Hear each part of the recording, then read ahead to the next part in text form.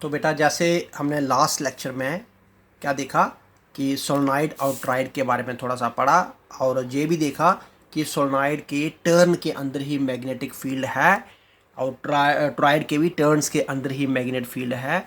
Solenoid के turn के अंदर, हर टर्न के अंदर एक ऐसी मैग्नेटिक फील्ड बन रही है और उसकी डायरेक्शन क्या रहेगी, अलोंग द एक्सिस। जैसे सपोज दिस इज सोलेनॉइड है ना, and this is axis of the solenoid. तो मैग्नेटिक, अगर इसमें ये करंट चल रहा है तो मैग्नेटिक फील्ड की डायरेक्शन जो है along the axis of the solenoid रहेगी। लेकिन टॉरॉयड के अंदर हर जगह पे वैल्यू जो है एक्सिस पे वो चेंज हो रही थी, वो आपने लास्ट लेक्चर में देखा। तो जहाँ पे मानकर चलें कि हमें क्या निकालना है, मैग्नेटिक फील्ड निकालनी है, सोलेनॉइड की वजह से कितनी आती होगी, राइट।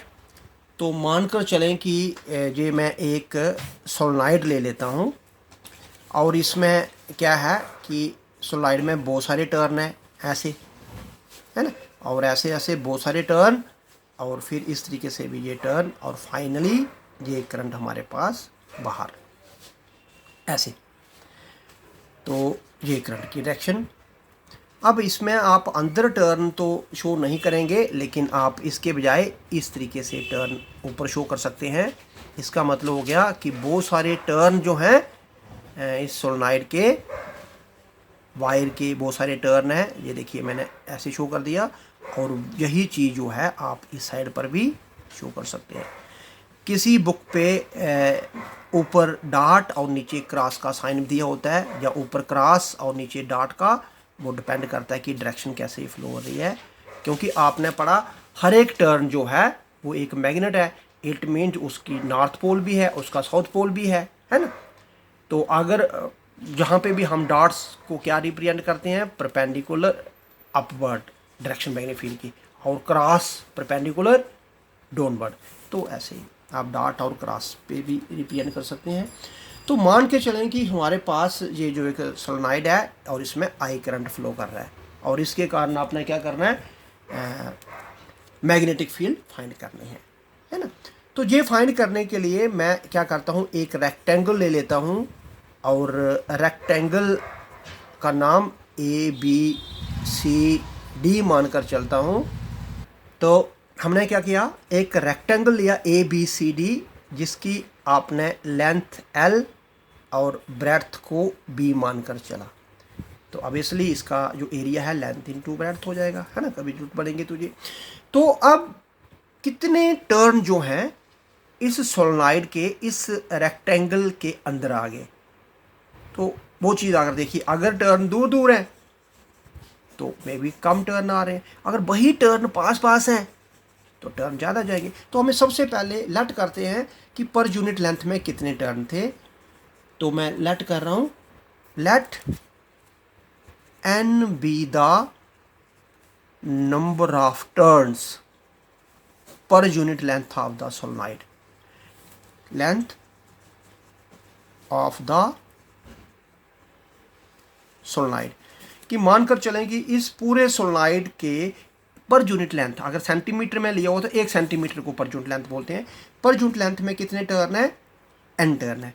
अब कितने टर्न जो है इस रेक्टेंगल के अंदर आ गए, है ना। तो अब लेंथ आपने ली है इसकी L, तो अंडरस्टूड है NL टर्न जो है इस रेक्टेंगल के अंदर आ गए होंगे। Therefore number of turns of the solenoid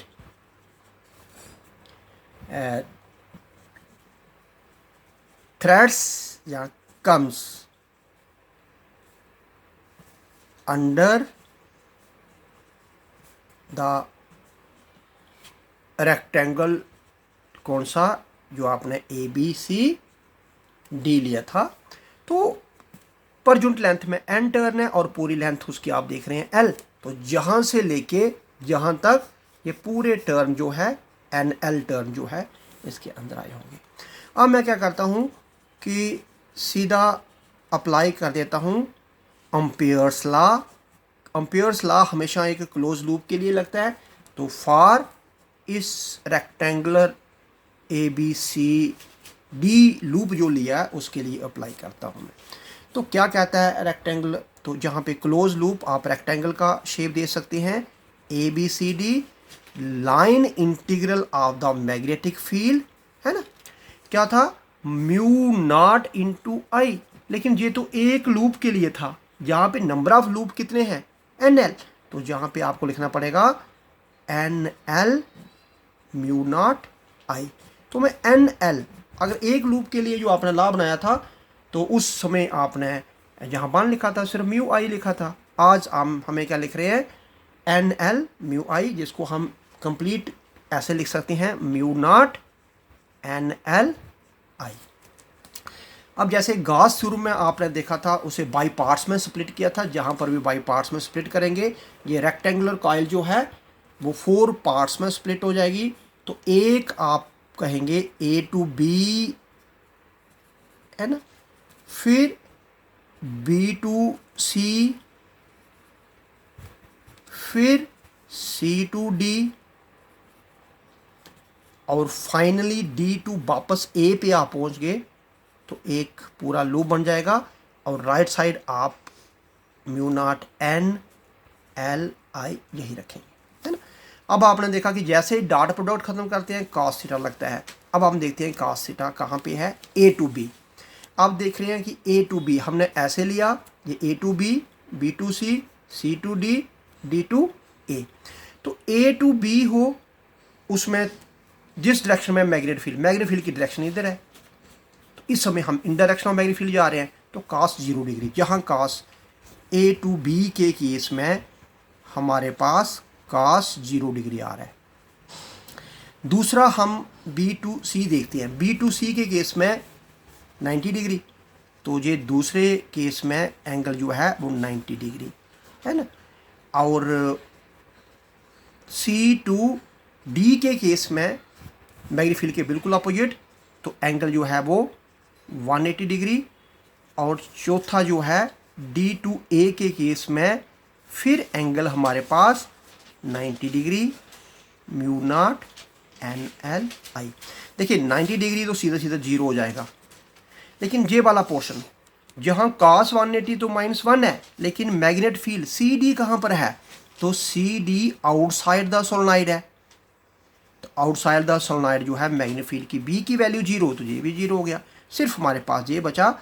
और जहाँ वी की वैल्यू जो है, आपने बोला था जितने भी टर्न आ रहे हैं हर टर्न के अंदर वी की वैल्यू सेम, तो वी को अगर मैं बाहर निकाल दूँ A to B integration length पर, तो ये हमारे पास N L I, D L की इंटीग्रेशन लेंथ पूरी एल, और ए बी की लेंथ जो है वो एल ही है, देयरफॉर ये बन जाएगा L mu not an L I, L और एल कैंसिल हो जाएंगे, तो सिर्फ हमारे पास म्यू नॉट एन आई। तो ये देखा आपने मैग्नेट फील्ड की वैल्यू हर टर्न के अंदर म्यू नॉट एन आई आ रही है। मैं फिर समझा रहा हूँ, cos 0 1 90, ये हमारे पास 0 हो गया, cos 90 180 0 तो नहीं होता, लेकिन सी टू डी अगर आप देखें तो C to D outside the solenoid है, outside the solenoid magnetic field बनती नहीं। जब बी की वैल्यू 0 होगी तो ये भी 0 हो गया, ये फिर 90, ये भी 0 हो गया, सिर्फ हमारे पास ये वैल्यू बची। हर टर्न पे सेम मैग्नेटिक फील्ड की वैल्यू, तो बी को आप कांस्टेंट समझ के बाहर निकालें, इंटीग्रेशन सिर्फ डी एल पर हो रही है लेंथ पर, तो डी एल, तो टोटल लेंथ ए बी की एल है, तो ये एल ये कैंसिल हो गया, इट मीन ये आ गया।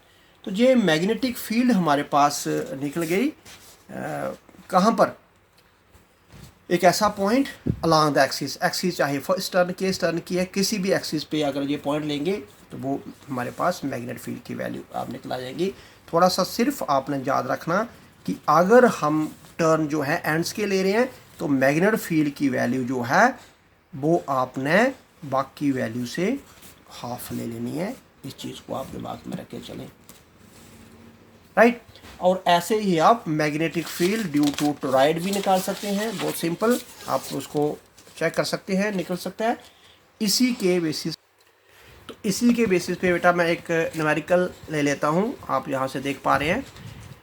और टोरॉइड हैज़ एनसीईआरटी की प्रॉब्लम है और ज़्यादातर पेपर में भी आती है। और toroid has core of inner radius कितनी 25 सेंटीमीटर और आउटर रेडियस कितनी 26 सेंटीमीटर। जिसमें लगभग 3500 टर्न्स पूरे हैं। तो एक टॉरॉइड है, तो टॉरॉइड में इनर रेडियस जो है 25 सेंटीमीटर, आउटर रेडियस 26 सेंटीमीटर और पूरे टर्न जो है लगभग 3500 टर्न दिए गए हैं। If the current of the wire, और पूरा 11 एम्पियर का करंट जो है उसमें फ्लो हो रहा है, तो आपको बताना होगा what is the magnetic field outside the torrid. तो जब आउटसाइड द टॉरॉइड बोला तो सिंपली आप सीधा चल जाएंगे कि 0। इनसाइड द टॉरॉइड, अब इनसाइड द टॉरॉइड और empty space surrounded by the torrid.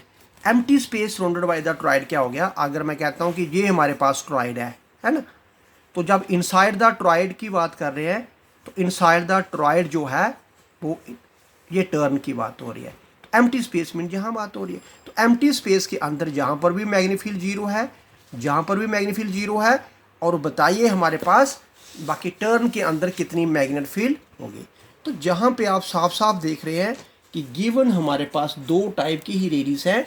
एक रेडियस इनर जिसको आपने लिख दिया 25 सेंटीमीटर, जिसको आप 25 10 की रेस 2 मीटर कर लें। एक आउटर रेडियस वो है 26 सेंटीमीटर, जिसे भी आप 10 की पावर -2 लगा के मीटर में कन्वर्ट कर सकते हैं। अब आपको मैग्नेटिक फील्ड निकालनी है तो उसका फार्मूला तो आपको पता ही है, म्यू नॉट एन आई। अब ये एन क्या है, जहाँ पे एन है नंबर ऑफ टर्न पर यूनिट लेंथ, लेकिन हमें तो पर यूनिट लेंथ के टर्न नहीं दिए गए हैं, हमें तो क्या दिया गया है, हमें दिया गया है पूरे टर्न दिए गए हैं। तो पूरे टर्न कितने हमारे पास 3500। इसका मतलब हो गया कि इस क्वेश्चन को आपने इस तरीके से बनाएं कि अगर पूरे टर्न को मैं पूरी लेंथ से डिवाइड कर दूं तो ये स्मॉल एन बन जाता है।